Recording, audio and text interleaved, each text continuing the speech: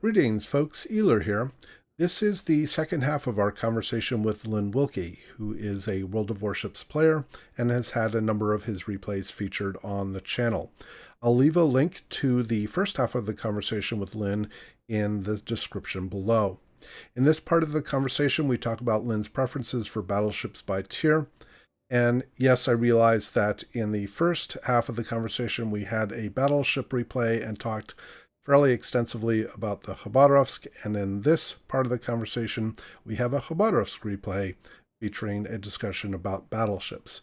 And with that, let's continue our conversation with Lynn. Since I am a battleship main, to include the Khabarovsk and Hindenburg with their proper designations, I think it'd be an interesting idea to go over what I feel are the best tech tree battleships per tier, and as well as the best premium battleships per tier, if that's okay with you. Yeah, that works for me. And just as a check here, we're probably going to go past our initial replay. So you've submitted a second replay. Do you want to give us a little bit of feedback on that one as well? Well, that one is a Khabarovsk replay. Big surprise there. That myself, Elar, and Jimmy Jazz played. I take a couple of capture points and ruin someone's day. I mean, there's not much else to tell about that. All right, very good. Okay, so yeah, let's go ahead and cover what you wanted around how you evaluate the different battleships at each tier. Well, I'm going to say right now that I'm going to skip tier 3 because that is a rough tier for battleships to get into. I do own all of the tech tree battleships in the game currently, and I also own most of the premium battleships in the game, with exceptions of the newer ones like the West Virginia and Vanguard, etc. So starting at tier 4, where I feel most of the battleship lines begin to come into their own. There are quite a few good contenders, but I'm partial to the Miyogi, not only because she was my first tier 4 battleship in the game, but she starts that theme of decent guns at mid to long range if the dispersion is kind to you, and she also has the exceptional speed that you also get with the Congo once you move up to tier 5. Moving on to tier 5, the first tier 5 I ever got, the direct step up from the Miyogi, the Congo, continues to remain my favorite and most played tier 5 battleship. Great gun handling, great range, very fast and agile, and there's nothing not to love about her. She does have a reputation of having a relatively weak armor scheme compared to some of her counterparts. You definitely need to be very mindful of what you are broadside to while sailing the Congo. I will not deny that, and I have taken very devastating salvos on occasion. I have given very devastating salvos to broadside Congos as well.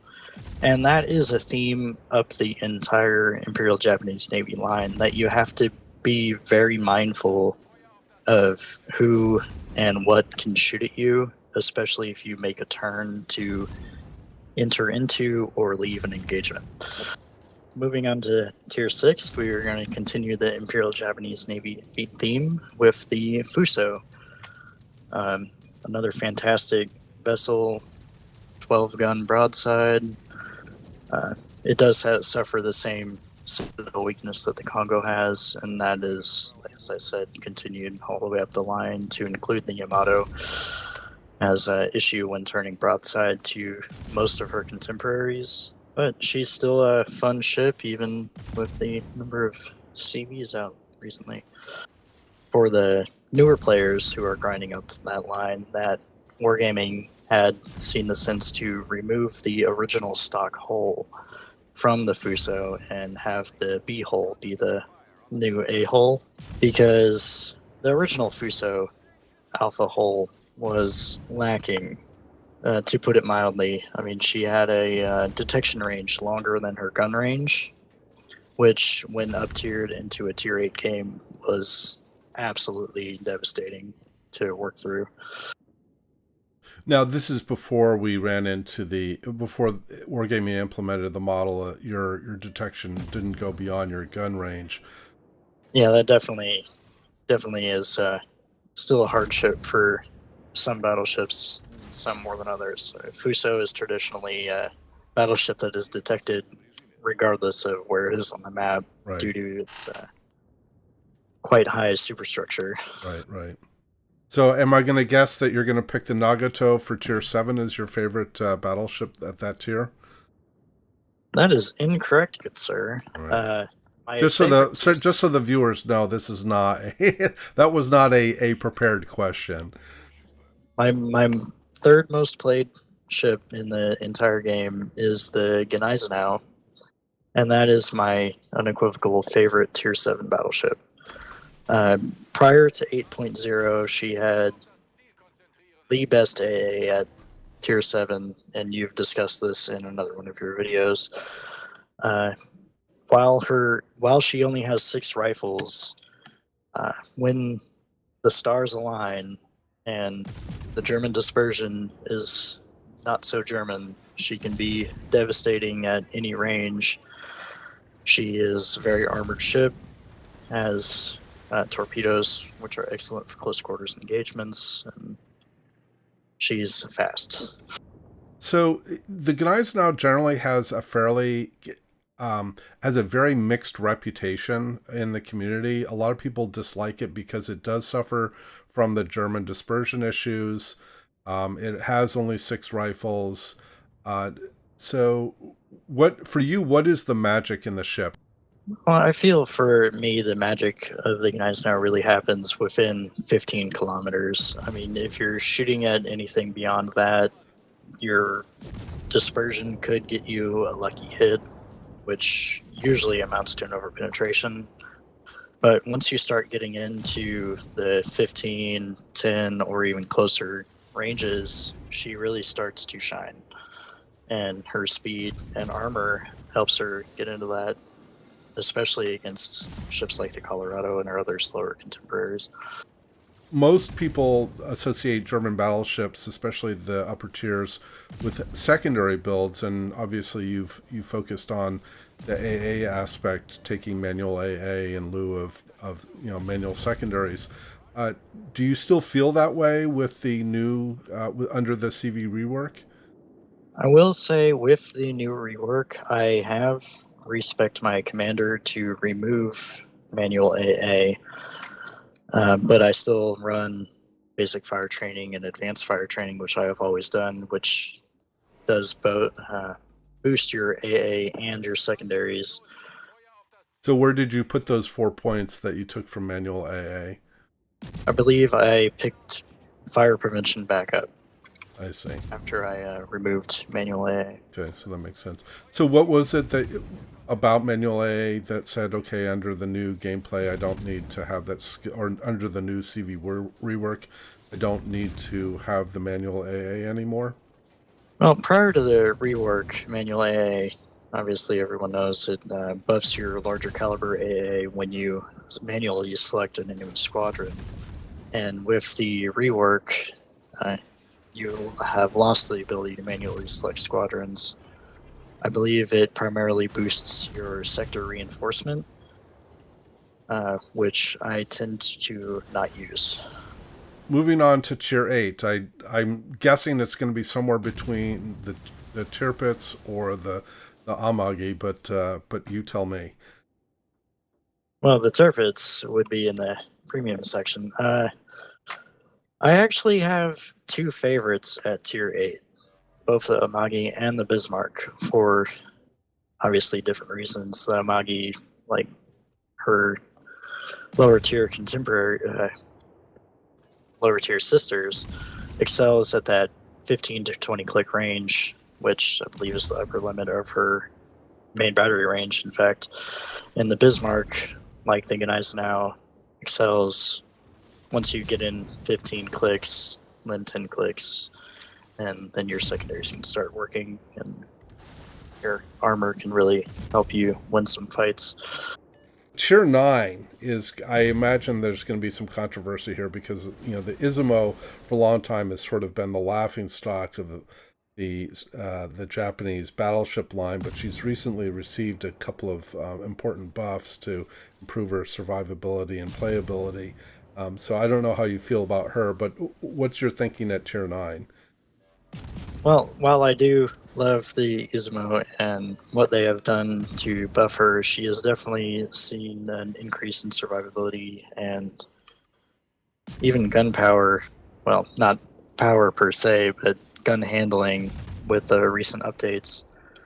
And I have enjoyed playing her some more. My favorite Tier 9 is the Alsace, Okay. which is far removed from both the Imperial Japanese Navy and the Kriegsmarine. Well, maybe not on the secondaries front, but yes, okay. Okay, so what is it about the Alsace that is so appealing to you? She's quick for a Tier 9 battleship. She has excellent gun handling. She does have 12 rifles, which is fantastic for especially shooting at cruisers. And as you said, the secondaries on the French battleships are quite good from the Tier 8 through 10 bracket.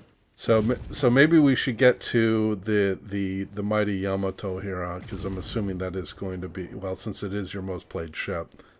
Yeah, since the Khabarovsk is not a battleship, it is indeed the Imperial Japanese Navy battleship Yamato. That is my favorite Tier 10, though I do also enjoy the Montana and Grosser Kurfürst. The Yamato just has always felt like one of the strongest, not only because of her main battery, but the growl of those guns when you fire them is fantastic. You see a lot of players in Yamatos playing bow on, constantly backing up and firing their guns at from 20 plus kilometers because they physically can, although that isn't necessarily the best way to play to support the team. What's your feeling on that? I mean, how do you balance the need to protect your citadel with being able to play closely enough that you can draw shots for the team and help absorb impact and damage? That is a very good point because of the Tier 10 battleships, she does have the most exposed citadel and definitely broadside on or in the famous cheek under her second turret. She can take very devastating salvos from even some of the heavy cruisers like the Moskva and Henry. So you definitely have to be more mindful of your positioning when in the Yamato compared to like the Grosser Kurfürst and Montana, for instance. If you hover between the 10-15 click range, leveraging your bow armor belt, which is not the ideal way to play, but since she does have one of the best armors in the front compared to her counterparts, she can be very effective used in that way. So when you play the Yamato, how far do you play from areas of engagement? Do you play them at the same ranges that you play the other Tier 10 battleships? Do you tend to play farther back? My 1.9 million average potential damage and 32% survival rate will tell you that I am not afraid of getting into the fight. I see. Usually at the start of a game, I make a general decision on which cap I will fight and likely die for based on team distribution, where the DDs are, etc. And I'll move towards that direction, watching where the enemy team shows up, where my biggest threats are, what could push me, what my torpedo threats are, avenues of approach to that particular cap that give me concealment and or protection from side shots. I will often, during my transit, shoot at targets of opportunity at 20 to 25 kilometers. because it gives my guns something to do while I am working my way towards that 10 to 15 click range near cap circle. Right, right. But I think you've brought up an important point here, which is just because you can shoot 20 or 25 kilometers doesn't mean that you should be firing at those ranges as the norm.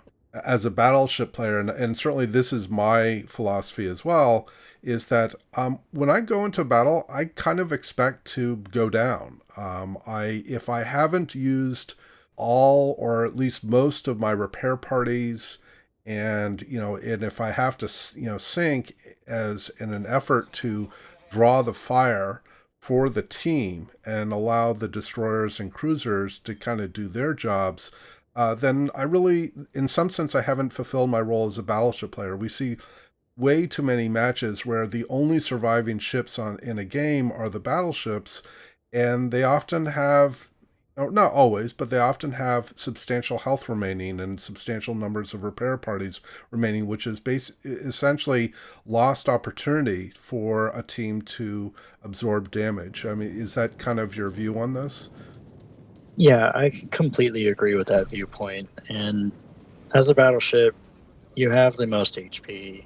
You have some upwards of 5 repair parties if you have superintendent and premium repair. Depending on the battleship you're in, obviously the Conqueror has less because it has the British super heal. But generally speaking, if I agree, if you don't use most or all of your repair parties, you haven't been doing enough to distract the enemy team from your allies. I referenced the Tirpitz earlier, and you mentioned that you were going to cover premium ships separately. So why don't we touch on that point? Well, we've already covered how the Mikasa is the only best and worst solo battleship at Tier 2. And at Tier 3, I believe the Koenig Albert is currently the only premium battleship option as well. And in fact, I don't think that's on sale anymore because it was generally perceived as being too strong for its tier. That is correct. So we will start off with Tier 4. I do have both the Ishizuchi and the Imperator Nikolai. I do not play the Nikolai.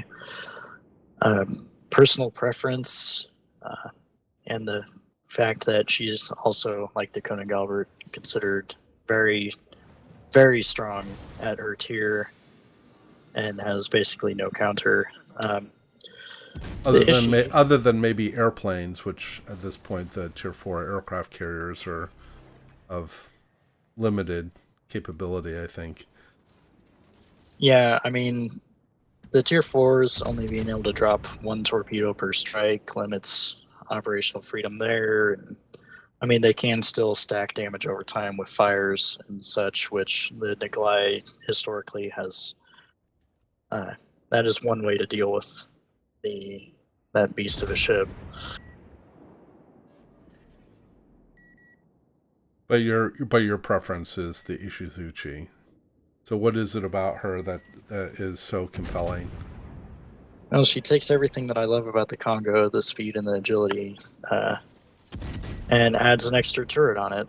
I mean, what's not to like, especially since they made the change where as you mentioned earlier, your detection range is not outside of your gun range, which was a fault with the Ishi until they made that change. Got it. Now she has a reputation for firing HE. That the AP is seen as sort of getting mixed results at that tier, and she has a reputation as being an HE and fire starter. Is that your experience as well? That is my experience as well, and I do predominantly fire HE in her. I find that particularly against other battleships, the AP at any range is very, very underwhelming. It is still very viable against cruisers, but most of the cruisers at that tier can be citadeled via her HE because it's such a large caliber. Got it. Yeah, and they're so thinly armored at that tier as well. Yes. Got it. So, okay, so then I'm going to guess at tier 5. Actually, I happen to know the answer to this, but I think our viewers might suspect that at tier 5, if the Congo is your favorite tier 5, tech tree battleship, then the ARP Congo sister ships would be your favorite, but I suspect that's not the case for you. That is not the case. I have attempted to make the four Congo sisters work for me, but I find that I don't, for whatever reason, have the same level of success in any of them that I do in the regular Tech Tree Congo, which is kind of surprising since they are the same ship. Got it. So then what is your favorite premium tier 5? My favorite premium tier 5 is the Julio Caesar, and not because she's labeled as very strong for her tier, which she is, especially when firing at cruisers. But she's agile. She has a lot of the similar characteristics to the Congo, which is like my favorite Tick Tree tier 5 battleship. But she also suffers from a similar issue to the Congo in that if you turn broadside at the wrong time, you will lose most, if not all, of your HP. Right. Yeah, and I certainly experienced that in the first few games of playing the Cesare myself after I think I landed her in a crate back in 2017 during the holidays. But yeah, I definitely experienced that as well. What have you found to be your favorite Tier 6 premium? Well, tier 6 is an interesting tier because, I mean, there are a lot of premium battleships at that tier. I mean, you have the Arizona, you have the Warspite, Mutsu, and so many others. All of them have very good strengths, and all of them have weaknesses. However, if I had to choose one, I would say the Mutsu. So, which was the first replay for the interview. So, okay, so that's it. So, what is it about the Mutsu? Because she's basically a lower armored and lower AA capable Nagato. In fact, in real life, she was part of the Nagato class, if I remember correctly. So, what is it about her that is so appealing? Well, you are correct there. She is the sister ship of the Nagato and acts as a down-tiered version of it in the game. I like the fact that she has 16-inch guns at tier 6, which is the strongest, beating out the Warspite, who maintained the largest guns for a long time. And she also has torpedoes that reload faster than her main armament, which is quite humorous and quite fun at times. Do you still find that you run into players that don't realize that the Mutsu carries torpedoes? I believe that since she is a ship that is so seldomly seen due to her particular weakness of going broadside in particular, not a lot of people really realize she has torpedoes until they start getting hit by them. How about with Tier 7? Tier 7 is another interesting tier that has a lot of very good ships. Recently, I have grown partial to the Hood, and not just because of her AA. She is a fairly agile ship, has decent gun characteristics. The AP can be very effective, with a close second becoming the Ashitaka, which is down-tiered Amagi. When did you realize that the Hood was becoming a favorite for you? Did you just happen to have a few very good games with them and it really started to grow on you, or? That is a large margin for how that kind of happened. I mean, when Narai, the operation, was originally instituted, I often alternated between the Scharnhorst and the Hood to play that, primarily due to the AA and having to deal with the carriers during that operation. But I found that even in random battles, she can be a very strong ship. She has the speed to maneuver around the field quickly, get herself in and out of trouble quickly. She's starting to become a very versatile boat to me. So let's get to Tier 8. We've already mentioned in passing, the Tirpitz. I don't know if that's going to be at play here. Tier 8 is kind of another interesting paradigm when it comes to my two preferred ships. It's the Key and the Tirpitz. For very similar reasons why at tier 8 on the tech tree side, I prefer the Amagi and the Bismarck. On As far as tier 8 premiums, I'm in the same boat. And they also have the added bonus of having torpedoes if you are in a drive-by situation or in another situation where you can make use of them, like such as firing around islands to cut off approaches and that sort of thing. The Key, her torpedoes don't come up every 21 seconds or so like we see on the Mutsu. Do you find that with the Key that you're using the torpedoes less frequently?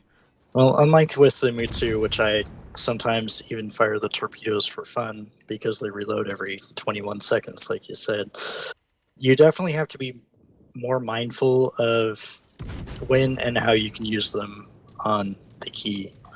They have recently been buffed to a 10-kilometer range, which does boost the versatility of them. And at a 90-second reload, it's not the worst torpedo reload in the game, but since she only has one rack of 3 per side at the aft of the ship, a lot of people tend to make the mistake of turning flat broadside in order to fire them at a target. Now, do you also find, and this is what I see with a lot of Tirpitz and Gneisenau and Scharnhorst players, other battleship players that have torpedo systems, is that they tend to send their torpedoes very early, basically as soon as they think the opponent might be within range, rather than waiting for an assured strike where they're doing a drive-by situation or there's no opportunity to escape the torpedoes. Is that part of what you observe with key players as well? Yes, that is a very common thing, and both with the German and Japanese torpedo systems, a lot of players telegraph exactly when they are firing their torpedoes because you can see the ship turn. And if you are familiar with the ships themselves and know the torpedo arcs, you can tell exactly when they're firing their torpedoes at you. And most of the players that I found, aside from the obviously very good ones, have a tendency to make that turn and fire their torpedoes at the outset of the brawl while you're still bow onto them and there is less of a silhouette to potentially land hits on. Tirpitz, I assume you feel like it's the better brawler and it's able to get into those close quarter situations and survive them more readily than the Key. But the Key's gun systems, like the Amagi's, tend to be very potent at range, have very good penetration characteristics. At least that's been my experience. Is that consistent with what you see? Yeah, that is exactly what I see when sailing these two particular vessels.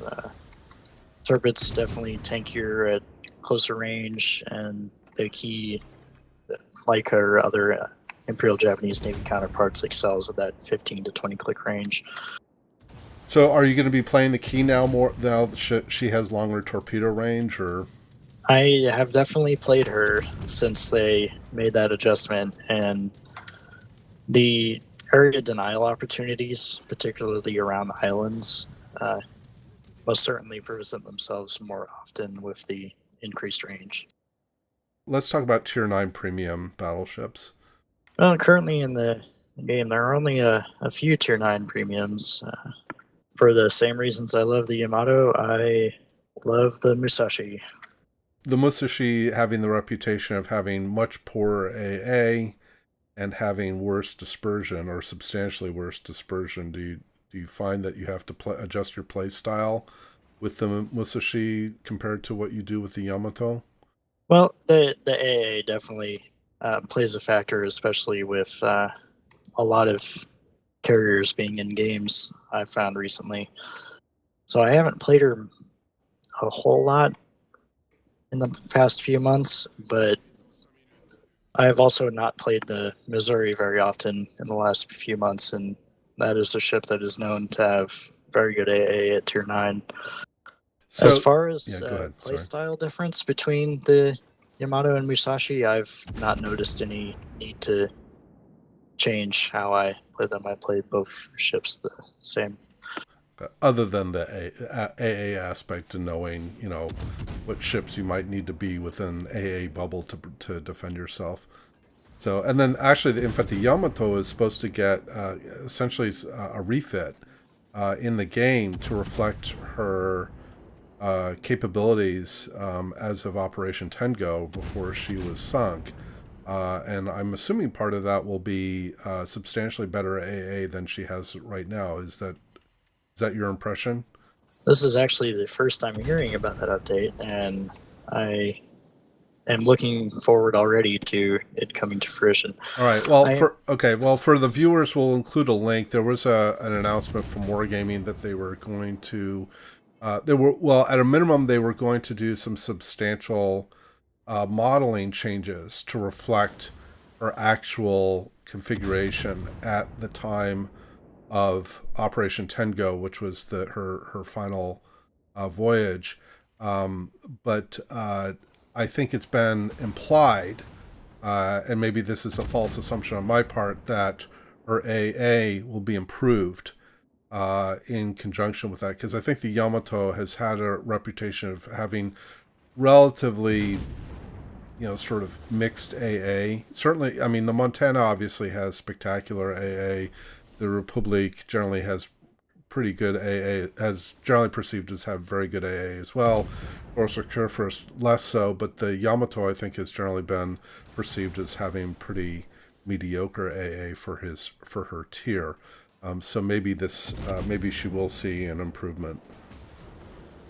Yeah, she's always been hailed as the worst AA equipped battleship at tier 10. That is most certainly the case.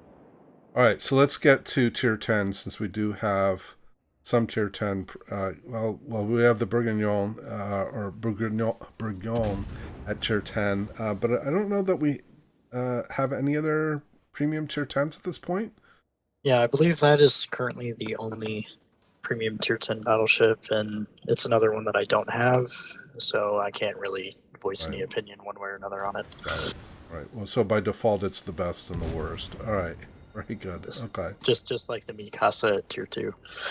Exactly. Okay. All right. So anything else on battleships that you'd like to touch on? Well, I mean, through the course of this discussion, we've kind of poked on positioning, which with any class, positioning is on the map. Knowing your avenues of approach and other things are very important for battleships, just like they're very important for cruisers and destroyers. You just got to be mindful of what can shoot at you and where they can shoot at you from. Well, that's good advice for any player and any ship, and you're really touching on frankly the most important skill in the game, which is situational awareness, which really needs its own video. I do want to thank you, Lynn, for taking the time to participate and certainly kindling this idea, so thank you very much for that. I also do want to thank the audience for sticking with us through the interview. I'd like to hear from you as far as what you think about the format and the content, what you felt like worked well and what didn't work well and why. And please just leave your suggestions and ideas below. So again, thank you, Lynn, for joining us. It's been an absolute pleasure, Elar. Okay, very good. Thank you, and appreciate it. Again, everybody in the audience, we hope to see you out there, and we wish you happy sailing. You've been listening to an interview with World of Warships player Lynn Wilkie. This concludes the second half of the interview. If you've made it this far, thank you very much for your attention and interest. Please do leave your comments below, and as always, we hope to see you out there, and we wish you happy sailing.